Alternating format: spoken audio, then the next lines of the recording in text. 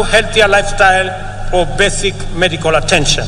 They will also be tasked with enabling patients with chronic conditions manage their medication, diet, and general well-being in a manner that makes hospitalization sometimes unnecessary. Finally, the promoters will facilitate early detection of conditions for referral to comprehensive attention in the spirit of effective healthcare management. Ladies and gentlemen, the imperative of Madaraka mandates us to build a strong, democratic, prosperous nation through the successful pursuit of high productivity and competitiveness. Industrialization and technology innovation is one such movement. All these things require people who are all empowered with knowledge, skills, and understanding, not only to effectively participate as informed citizens of a democracy, but also to pursue meaningful livelihoods and perform their share of economic production, and even go further and imagine, create, and build the Kenya of our future. Education, therefore, matters for our freedom and self-reliance, and is the enabler and optimizer of every other undertaking. We have taken all possible measures and pursued every available option to actualize our vision to make education at all levels accessible, affordable, and inclusive, and removed social and economic barriers to the attainment of the highest education by all Kenyans. Beyond subsidizing primary and secondary education in all our public primary and day secondary schools, we have reimagined higher education financing to deliver equity and broader access to all Kenyans, with special attention to enabling the most vulnerable learners to realize their right to education. We have also employed 35,000 teachers in a historic and unprecedented drive to improve the national teacher-pupil ratio and enhance performance. Additionally, we are redesigning the competence-based education curriculum to make it responsive to our education needs at the point of our social, cultural, and economic development. Finally, the National Open University will obtain its charter in the course of this month, and as we speak, courses are being uploaded for commissioning, and later this year, Kenyans will have the opportunity to go to university from the comfort of their homes online. For long, tertiary education in Kenya has been a privilege for the most fortunate, while university education was the exclusive entitlement of the elite. Not anymore. A month ago, I unveiled a new funding model for higher education that will make the universities and technical training fully inclusive, financially robust, and capable of competing with their peers globally, while contributing to our national socio-economic transformation through innovation, research, and development. The model is aimed at financially supporting increasing numbers of students enrolling in these institutions and ensuring that those from households at the bottom of the socio-economic structure enjoy equal education opportunities. The eternal conundrum of Kenya's integrity agenda revolves around the question of who will watch over the trustees of public interest and who will watch over the watchman. These questions do not arise because we have low trust. Rather, they exist because we have high expectations.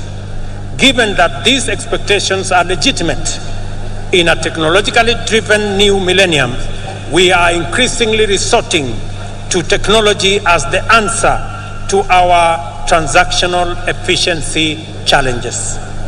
From the election results portal for our democracy to the Hustler Fund for MSMEs and the means testing instrument for higher education, as well as registration of farmers and distribution of fertilizer, Digital technology is enabling the government to deliver services efficiently and to give citizens confidence that the system is fair and incorruptible.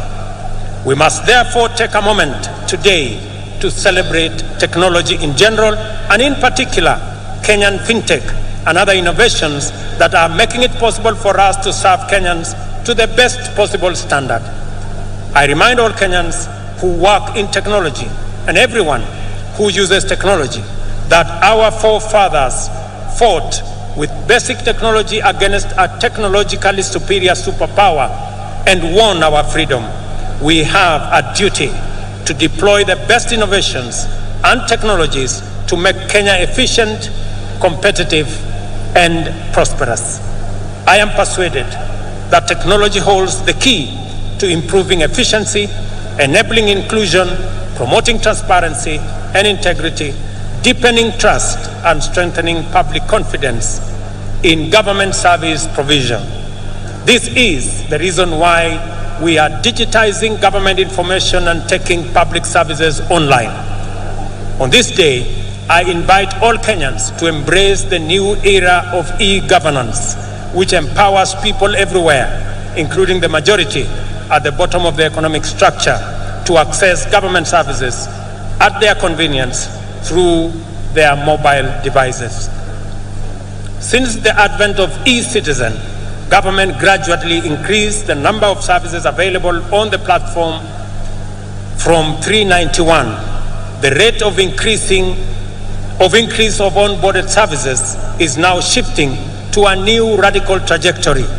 Today, 3,770 services have been onboarded and fully operational. Another 3,000 are on course to being completed. We expect 5,000 services to be online by the end of this month. Our ambition is to offer every government service on e-citizen platform by the end of this year. Finally, as we contemplate all the achievements we are celebrating today, let us reflect on the noble motivations and visions which inspired our heroic freedom fighters to make such immense sacrifices for the sake of freedom, not just for themselves, but also for the rest of their people who were not willing or able to join the struggle. Why did these heroes embrace such profound risk and danger in pursuit of a benefit that everyone else would enjoy? The answer must not only define our attitudes to public service, but it must also shape our understanding of the reasons and values that underlie collective undertakings and social policies. For our freedom fighters, a country in which anyone was unfree and oppressed was not worth living in. We have a duty to translate these truths into our political, social, and economic affairs. Our collectivist spirit that anchors competitive individual enterprise encapsulates this magnificent ethos. We owe each other certain duties as members of a community that we call a nation. Whenever we can do anything to make another person's life better, at no or little cost to ourselves, we have a solemn obligation to proceed and do it. There is a fundamental level at which we are morally obligated to think about our duties to the unemployed youth, vulnerable communities struggling in slums, and other people at risk of exclusion. Their struggle for dignity as human beings appeals to our duty of moral consideration. Their complicated pursuit of livelihood can potentially complicate our stable prospects. No human is an island. In community lies power, and to unlock that power, we must attend to our values and perform our obligations. That is why freedom fighters consider the inherent morality of their cause to be sufficient reward. For example, those of us who are earning Kenya shillings 200,000 monthly will pay only 2,500 to build a fund that will help create millions of jobs for millions of our young people and bring a meal on the tables of many hustlers. This is a worthwhile contribution to make for the greater good of our nation, as indeed the freedom fighters who came before us did. As we continue to make progress in our pursuit of the transformation of our economy from the bottom going up, we must remain vigilant that no one is left behind and no resources are lost to waste and corruption. Public servants must ensure that public resources must be utilized solely and exclusively for purposes that serve the interests of all our people. I have made a personal commitment to use all instruments and authority at my disposal to curb waste and eliminate theft. I will not permit greed, lawlessness, or impunity. Ladies and gentlemen, it is our collective duty, sisi wote kama Wakenya. Mimi nimekuja hapa Embu katika sherehe hii ya muhimu